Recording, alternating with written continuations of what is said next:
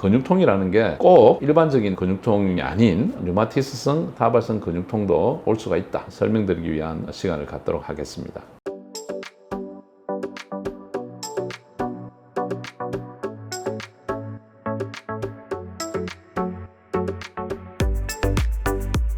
안녕하십니까. 인종인 정형외과TV의 인종인 원장입니다. 오늘은 근육통의 원인으로서 흔하지는 않지만 류마티스성 다발성 근육통에 대해서 말씀을 나누도록 하겠습니다. 영어로는 폴리마이알지아 류마티카 PMR 이렇게 이야기를 하고 있습니다. 50세 이상 연령에서 목, 어깨, 상완 근위부, 고관절, 허벅지 등의 부위에 대칭적으로 보이는 통증, 그리고 30분 이상의 뻣뻣한 강직 같은 게 한 달 이상 계속될 때 우리가 진단 내릴 수 있다, 이렇게 말씀을 드릴 수가 있습니다.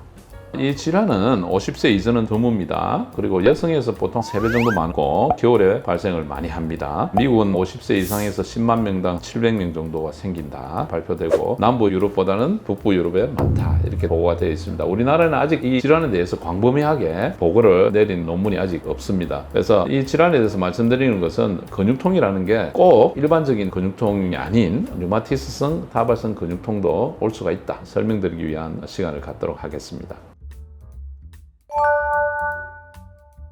PMR은 전체적으로 심한 염증이 갑자기 시작되는 것이거든요. 그런데 이 염증의 원인이 어떤 감염으로 왔다 추정할 수는 있지만 아직 확실하게 원인을 밝혀내지는 못했습니다. 이 질환의 병적 이상 소견을 우리가 보니까 그대세포 동맥염이라는 질환과 유사한 모습을 보이고 있다는 게 중요하고, 이 두 질환 사이에 HLA-DR4 유전자의 연관성도 보고되어 있습니다. 말씀드렸듯이 이것은 염증이 활성화되는 건데, 이 염증 원인을 하나로 연구를 해보니까 말초 혈액에 있는 단핵세포들이 활성화되는 걸 우리가 관찰을 할 수 있었습니다. 그래서 이 단핵세포가 활성화하면서 염증성 사이토카이닌이라는 인터루킨 1하고 인터루킨 6를 갖다가 자발적으로 만들게 되고, 이것이 그대세포 동맥염과 같은 현상을 보이면서 특히 척두동맥염이라는 게 많이 발생을 하는데 50% 이상이 PMR하고 같이 앓고, PMR의 25%가 척두동맥염 같이 앓는다고 합니다, 동시에. 그래서 이 두 질환이 굉장히 연관이 깊다, 이렇게 알고 계시면 되겠습니다. 이 동맥염이 심해지면 실명을 할 수도 있습니다. 그래서 관심을 갖고 주의해야 되는 그런 질환이 되겠습니다.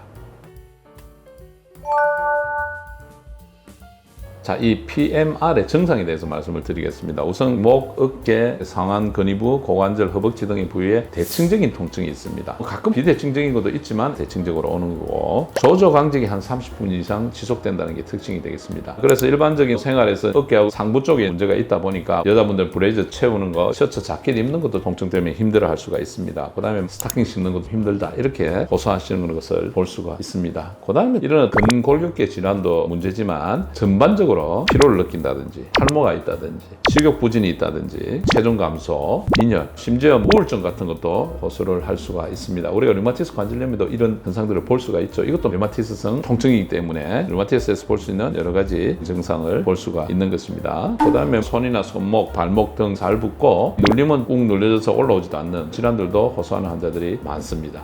그 다음에 여러 관절에 팔막염이라는 이제 점액낭염도 생길 수가 있다고 하는데 12에서 77% 정도 관절염을 보이지만 이거는 일과성이고 경증으로 옵니다. 그 다음에 스테로이드 치료도 잘 된다는 그런 특징이 있습니다. 가끔 손목 터널 증후군도 발생할 수가 있습니다. 류마티스성 다발성 근육통과 감별해야 될 질환들을 보면 첫 번째 류마티스 관절염이죠. 류마티스성 다발성 근육통하고는 완전히 틀린 질환입니다. 그 다음에 건초염, 점액낭염, 염증성 근육염, 합상선 기능 저하증, 섬유 근육통, 악성 종양, 감염, 이런 다양한 질환들과 감별을 해야 되겠습니다.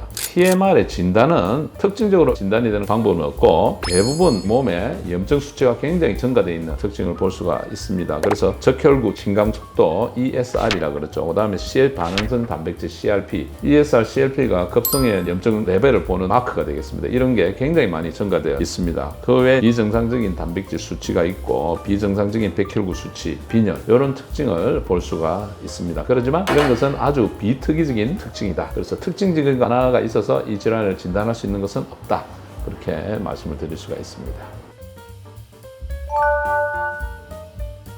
PMR의 치료는 역시 스테로이드입니다. 스테로이드의 반응을 잘하는 특징이 있습니다. 그래서 뭐 참 다행인 거죠. 10 내지 20mg 정도의 프레니졸론에 굉장히 반응을 잘하는 것으로 되어 있고 수일 내에 반응을 볼 수가 있는데 단박에 3시간 내에 반응하는 사람도 있습니다. 호전되는 반응이 있으면 스테로이드를 줄이면 되겠죠. 이것도 자가면역 질환 중에 하나이기 때문에 항류마티스 약제도 증상이 심할 때는 동반에 쓸 수가 있습니다. 그 다음에 장기간 스테로이드를 주로 쓰게 되는데 그럴 때 올 수 있는 부작용, 후유증인 골다공증 이런 거 예방을 위해서 칼슘, 비타민 D도 보충하는 것이 좋겠습니다. 그 외에 일반적으로 물리치료라든지 도수치료라든지 통증에 대한 일반적인 치료도 도움이 될 수가 있겠습니다.